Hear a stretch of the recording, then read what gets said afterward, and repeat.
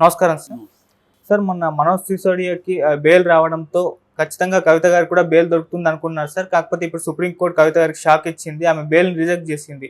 ఇంకో 1 ఇయర్ దాకా కూడా ఆమెకు బెయిల్ దొరకదు అని చెప్పేసి కూడా చెప్పడం చూస్తున్నాం సార్. మరి ఏం జరగొచ్చంటారు సార్ ఈ కేసులో? కవితకు మళ్ళీ పెద్ద షాకే అని చెప్పాలి. ఎందుకంటే సుప్రీంకోర్టులో హోప్ ఉన్నింది వీళ్ళకి. మొన్న కేటీఆర్ కూడా మాకు నమ్మకం ఉంది అన్నాడు. ఎందుకంటే సిసోడియాకి సుప్రీంకోర్టు బెయిల్ ఇచ్చింది. ఆ సందర్భంగా సుప్రీంకోర్టు కొన్ని కామెంట్లు చేసింది. అదేంటంటే bail is the rule, jail is the exception అని చెప్పింది. అంటే ప్రతి మనిషికి ప్రాథమిక హక్కు బెయిల్ అనేది.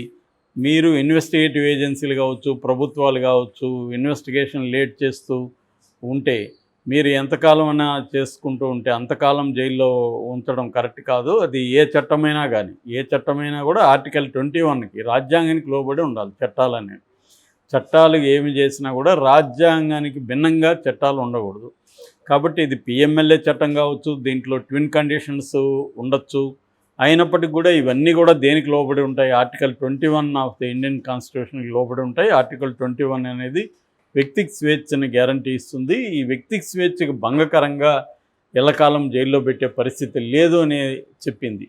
ఇది కింది కోర్టులు, ట్రయల్ కోర్టులు గుర్తుపెట్టుకోవాలని కూడా సుప్రీంకోర్టు హెచ్చరించింది. ఎందుకంటే సుప్రీంకోర్టు ప్రధాన పని ఏంటంటే రాజ్యాంగానికి లోబడి చట్టాలు ఉన్నాయా, రాజ్యాంగానికి లోబడి మిగతా కోర్టులు పనిచేస్తున్నాయా అనేది ఎక్కువగా సుప్రీంకోర్టు చూసుకుంటూ ఉంటుంది. సో ఒక రకంగా గార్డియన్ ఆఫ్ ద కాన్స్టిట్యూషన్, మన రాజ్యాంగానికి ఒక గార్డియన్ లాగా సుప్రీంకోర్టు పనిచేస్తుంది.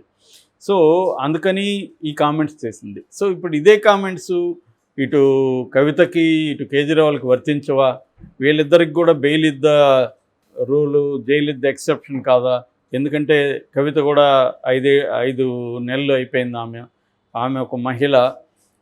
మహిళకి ఎగ్జంప్షన్స్ అయితే ఏమి లేవు, కానీ మామూలుగా చూసుకున్నప్పుడు మహిళకి జైల్లో మోర్ ఇబ్బందులు ఉంటాయి మగవాళ్ళతో పోలిస్తే. సో రెండోది, ఆమె ఆరోగ్యం అంతంత బాగాలేదు. ఆమెకి తరచుగా ఫీవర్ రావడము, 11 కేజీలు తగ్గిపోవడం, ఇవన్నీ జరుగుతున్నాయి. సో ఇటువంటి కాంటెక్స్ట్లో ఆమె 5 ఏళ్ళు అయిపోయింది, 5 నెలలు అయిపోయింది. యాక్చువల్గా అయితే 60 నుంచి 90 రోజుల లోపల ఫైనల్ ఛార్జ్ షీట్ వేయకపోతే బెయిల్ ఇవ్వచ్చు అనేది కూడా ఉంటుంది. కాకపోతే పిఎంఎల్ఏ కొంత difficult act. PMLA separate rules ఉంటుంది. పిఎంఎల్ఏ అందులో ట్విన్ కండిషన్స్ ఉంటాయి. ట్విన్ కండిషన్స్ అంటే ఒక బెయిల్ ఇవ్వాలనుకుంటే సెక్షన్ 45 పిఎంఎల్ఏ చట్టం ప్రకారం ఆ వ్యక్తి నిర్దోషని కోర్టు నమ్మాలి. ఆ వ్యక్తి నేను నిర్దోషాన్ని ప్రూవ్ చేసుకోవాలి. రెండవ కండిషన్ ఏంటంటే ఈ వ్యక్తి బయట పోయినా కూడా నేరం చేయరు అని కోర్టు నమ్మాలి. ఈ రెండు నమ్మడం కోర్టు కష్టం. నేను నిర్దోషాన్ని ప్రూవ్ చేసుకోవడం కూడా కష్టం. నిర్దోషం చెప్పగలుగుతాను తప్ప ప్రూవ్ అంటే ఏం చేయాలి? ప్రూవ్. సో ఇది ఇబ్బంది అనమాట. సో అందువల్ల పిఎంఎల్ఏ చట్టంలో బెయిల్ రావు. అందుకని 17 నెలలుగా ఆయన జైల్లో ఉండాల్సి వచ్చింది. అంతకుముందు కూడా చాలామంది 6 నెలలు అలా ఉన్నారు. మొత్తంగా 50 మంది ఈ లిక్కర్ కేసులో అరెస్ట్ అయ్యారు. అందులో అప్రూవర్గా మారిన వాళ్ళకి మాత్రమే బయటకు వచ్చారు. ఓకే. సో అప్పుడు ఈ మొత్తం మన మోడస్ ఆపరండి ఇన్వెస్టిగేటివ్ ఏజెన్సీలు చూస్తే వీళ్ళు ఏం ఆరోపిస్తున్నారంటే ఏమీ సాక్ష్యాలని ప్రవేశపెట్టట్లేదు. వీళ్ళు కొంతమందిని బెదిరించి వాళ్ళని అప్రూవర్లుగా మార్చుకొని వాళ్ళ వాంగ్మూలాలని తమకు అనుకూలంగా తీసుకొని ఆ వాంగ్మూలాలను బేస్ చేసుకొని కేజ్రీవాల్ని కానీ కవితను కానీ అరెస్ట్ చేశారనేది వీళ్ళ ఆరోపణ. సో ఇప్పుడు కేజ్రీవాల్కి కూడా సుప్రీంకోర్టు ఈడీ కేసులో బెయిల్ ఇచ్చింది, కానీ సిబిఐ కేసుల్లో మళ్ళీ బెయిల్ రాల. ఇదేంటంటే ఇన్వెస్టిగేటివ్ ఏజెన్సీలు కూడా ఒక టాక్టిక్స్ని ప్లే చేస్తుంటాయి. అదేంటంటే రకరకాల పద్ధతిలో దీన్ని లేట్ చేయడం అనేది చేస్తుంది. ఇప్పుడు జగన్ కేసులో 10 ఏళ్ళుగా జగన్ ఎలా బెయిల్ మీద ఉన్నాడు, 10 ఏళ్ళుగా కేసు ఎందుకు ముందుకు పోలేదు అంటే సిబిఐ అక్కడ ప్లాన్ చేసుకొని డ్రాగ్ చేసుకుంటా వచ్చిందనేది ఆరోపణ. సుప్రీంకోర్టు కూడా మొన్న సిబిఐకి సంబంధించిన అఫిడవిట్ షాకింగ్గా ఉంది, సర్ప్రైజింగ్గా ఉంది అనేది సిబిఐ మీద కొంత నెగిటివ్ కామెంట్స్ని సుప్రీంకోర్టు కూడా చేసింది. సో ఈ కాంటెక్స్ట్లో చూసుకున్నప్పుడు ఇప్పుడు నిన్న కవిత బెయిల్కి సంబంధించి మన ఈడీ కేసులో బెయిల్ రిజెక్ట్ అనే వార్త అయితే వస్తుంది, కానీ నిజానికి రిజెక్ట్ అయితే చేయలేదు. యాక్చువల్గా ఈడీకి సిబిఐకి నోటీసులు జారీ చేసింది. ఇప్పుడు వాళ్ళు మళ్ళీ సమాధానాలు ఇవ్వాలి. ఇదేంటంటే డ్రాగ్ ఆన్ అవుతుంటుంది. వాళ్ళు సమాధానాలు టైం తీసుకుంటారు, సమాధానాలు ఇస్తారు, మళ్ళీ దాని మీద వీళ్ళ కౌంటర్ ఉంటుంది. కవిత తరపున అడ్వకేట్స్ దీని తర్వాత మళ్ళీ పరిశీలిస్తారు. వీళ్ళు గట్టిగా వెహిమెంట్గా ఆమెకు బెయిల్ రావడాన్ని వ్యతిరేకిస్తారు. ఇలా నడుస్తుంటుంది. అంటే నేను ముందే చెప్పాను, లీగల్ ప్రొసీజర్ వేరు, పొలిటికల్ ప్రొసీజర్ వేరు.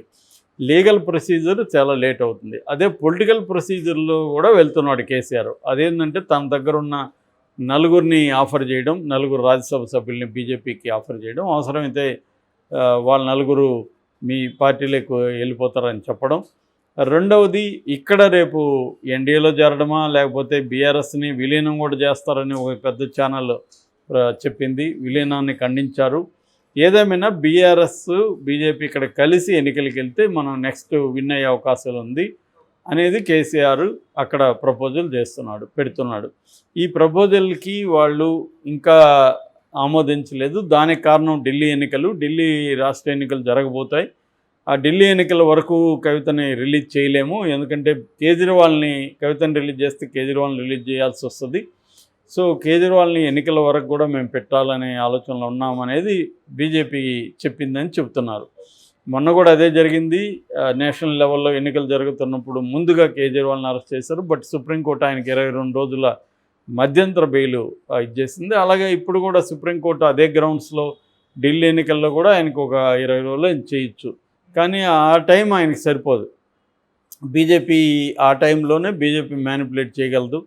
సో అక్కడ లెఫ్టినెంట్ గవర్నర్ బీజేపీ కంట్రోల్లో ఉంటాడు. సో ఆ రకంగా బీజేపీ ఎరుకును పెట్టగలదు కేజ్రీవాల్ని.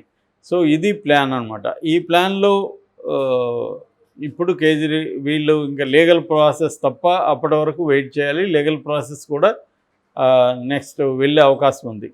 సో ఇది కవిత ముందున్న ఆప్షన్స్ ఎక్కువ లేవు. కేసీఆర్కి కూడా ఆప్షన్స్ ఎక్కువ లేవు. ఎందుకంటే కేసీఆర్ ఇప్పుడు ఆల్ టైమ్ వీక్ పొజిషన్లో ఉన్నాడు. ఆయన జీవితంలో ఇంత వీక్గా ఎప్పుడు లేరు. సో ఈ వీక్ పొజిషన్ నుంచి బార్గెనింగ్ క్యాపబిలిటీస్ పోతాయన్నమాట. బార్గెయిన్ చేయడానికి నీ దగ్గర ఆఫర్ చేయడానికి ఏమున్నాయి? ఈ రెండే ఉన్నాయి. ఈ రెండు కూడా వాళ్ళకి అర్జెన్సీ లేదు. ఇప్పటికిప్పుడు ఇక్కడ ఏమి ఎన్నికలు రావట్లేదు. ఇప్పటికిప్పుడు ఈ 4 రాజ్యసభ సభ్యులు అవసరం లేదు. సో ఎట్లాగూ రేపొద్దున వీళ్ళు వ్యతిరేకించరు బిల్లుని. వీళ్ళ చేరకపోయినా, డీల్ కుదరకపోయినా ఈ 4 వెళ్ళి రాజ్యసభలో వ్యతిరేకించే పరిస్థితి ఉండదు. కాబట్టి మోడీ ఏంటంటే కూల్గా వ్యవహరిస్తున్నాడు, అర్జెన్సీ ఏం లేదని. సో అందుకని వీళ్ళకున్న ఆప్షన్ ఇంకా సుప్రీంకోర్టులో ఇమీడియట్గా బెయిల్ వచ్చే అవకాశం అయితే కనిపించట్లేదు. సో అందువల్ల కవిత ఇబ్బందుల్ని ఇంకా కొద్ది రోజులు ఎదుర్కోవాలి. మరి ఇది ఎంతకాలం 1 year పాటు జైల్లోనే ఉండాల్సి వస్తుందా? ఆ ఢిల్లీ ఎన్నికలు వరకు జైల్లో ఉంటే ఢిల్లీ ఎన్నికలు అవ్వగానే కూడా రిలీజ్ చేయకపోవచ్చు. ఇటువంటి ఒక భయాందోళనలు అయితే కేసీఆర్లో కానీ కవితలో కానీ ఉంది. కవితకి వెళ్ళినప్పుడంతా చాలా బాధగా చెప్తుంది, నేను ఎక్కువ ఉండలేకపోతున్నాను, ఇక్కడ నాకు కష్టంగా ఉందని. ఖచ్చితంగా కష్టం ఉంటుంది. ఎందుకంటే అక్కడ మనం చెప్పుకున్నాం ఆల్రెడీ, అక్కడ ఎయిడ్స్ పేషెంట్లు ఎక్కువ ఉన్నారు. దాదాపు 10% ప్రిజనర్స్లో ఎయిడ్స్ ఉందని చెప్తున్నారు, హెచ్ఐవి ఉంది. అట్లాగే వాళ్ళకి వేరే రకాల జబ్బులు కూడా ఉంటాయి. తన సెల్లో 3 ఉన్నారని చెప్తున్నారు. ఆ 3 ఏ స్థాయిలో ఉన్నారు, ఏ స్థాయి క్రిమినల్స్ అనేది తెలీదు. సో అదో ఇష్యూ. తర్వాత ఆరోగ్యపరంగా ఆమె ఇక్కడున్న కంఫర్ట్స్ ఇవన్నీ ఆమెకు ఉండే అవకాశం లేదు. కొంతవరకు డబ్బులు ఇచ్చి మ్యానిపులేట్ చేసుకోవచ్చు, కానీ సెలబ్రిటీ పొలిటికల్ ప్రిజనర్స్ డబ్బులు ఇచ్చినా కూడా జైలు సూపరింటెండెంట్ వాళ్ళు తీసుకోవడం కష్టమవుతుంది. ఎందుకంటే వాళ్ళకి రేపు పొద్దున లీక్ అయితే వాళ్ళ ఉద్యోగాలు పోతాయి. ఆల్రెడీ మొన్న 80 మందిని తిహార్ జైల్లో సిబ్బందిని సస్పెండ్ చేశారు. ఎందుకంటే ఒక గ్యాంగ్స్టర్ని అక్కడ ఇంకొక గ్యాంగ్స్టర్ గ్రూపు పబ్లిక్గా కాల్చి చంపితే వీళ్ళు వాళ్ళకి కోఆపరేట్ చేశారని చెప్పి 80 మందిని చేశారు. సో మొన్న కూడా ఒక అతను అక్కడ పై అధికారి, జైలు అధికారి తుపాకు పట్టుకొని ఒక ప్రైవేట్ ఫంక్షన్లో డ్యాన్సులు చేస్తున్నాడు. సో ఇలాంటివి ఆల్రెడీ వీళ్ళ మీద చాలా రకాల ఆరోపణలు ఉన్నాయి. అట్లాగే ప్రెగ్నెన్సీ కూడా అక్కడ లేడీస్లో చాలా ఎక్కువ ఉంది, లేడీ ప్రిజనర్స్లో. సో ఈ నేపథ్యంలో కవితకి ఖచ్చితంగా అక్కడ కష్టం ఉంటుంది. ఆల్రెడీ ఆమెకి సివియర్ ఫీవర్ వచ్చింది. ఆమె ఆరోగ్యం కూడా బాగాలేదు. 11 కేజీలు ఆమె ఉన్నదే. ఆమె చూస్తే పెద్ద లావుగా ఏం లేదు. అలాంటి ఆమె 11 కేజీలు తగ్గడం అంటే ఇంకా బాగా చిక్కి శల్యమైపోయి ఉంటుంది.